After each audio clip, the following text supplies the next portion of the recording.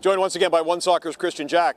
If you were looking for a response, KJ, after losing the quarterfinals to Guatemala, you got it tonight here in Bucharest. And yes, we have been hearing from the Romanian press that the Romanian head coach wasn't really all that keen on this game given their World Cup qualification campaign, and they may not have played their strongest lineup, but undeniably one of the best performances that Canada's had under Jesse Marsch, and maybe the best first half performance they've had under him. Yeah, I think it was the best 45 minutes under Jesse Marsch's tenure. I know why you mention it. It's a story here in Romania. It's not a story in Canada, no. The Romanian team. Look, they still played a lot of good international players here, about half of their starting 11. The way that Canada played at that level in the first 45 minutes, a little bit similar to the game against Ukraine, where you really tested a good European opposition the way they did and just destroyed them.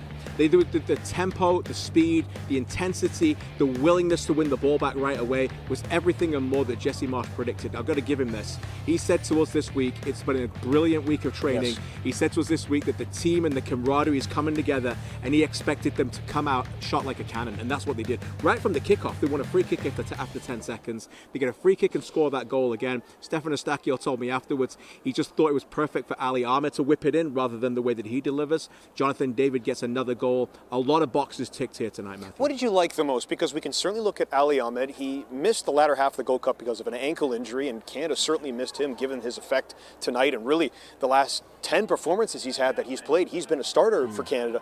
Stefan Eustaquio coming back, that calm, present, the level of communication that Jesse Marsch has talked about.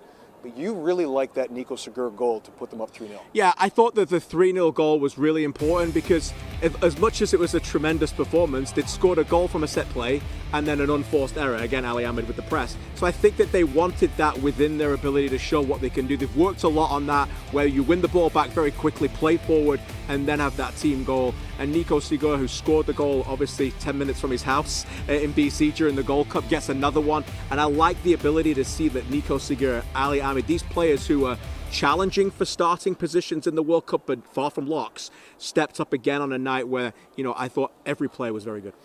We are sat right by the bench, and certainly the reaction that Ismail Kone had when he came off got a lot of attention on the broadcast back home and here as well.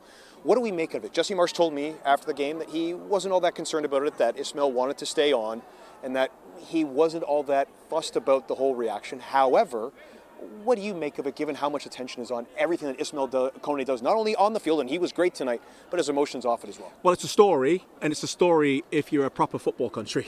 And we are, I hope, as we get ready for the World Cup. So that's why we have to talk about this. It's a story because as of right now, as we do this game, this after the game, we haven't heard from Ismail, so we don't know. But it's not a story if the dressing room doesn't care. I think ultimately that's what because we can talk about this, Canadians can talk about it, but what the dressing room, I believe, will be talking about was just how well he played and how brilliant he was, at least for 45 minutes, in a midfield too, where some people in Canada thought he was never going to play for Canada in that role ever again. And he gets a chance tonight, and he played absolutely marvellous for 45 minutes.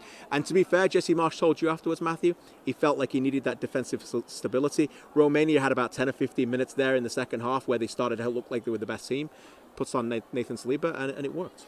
Canada wins 3-0 in Romania. Now it's off to Swansea and Wales for a game against Wales.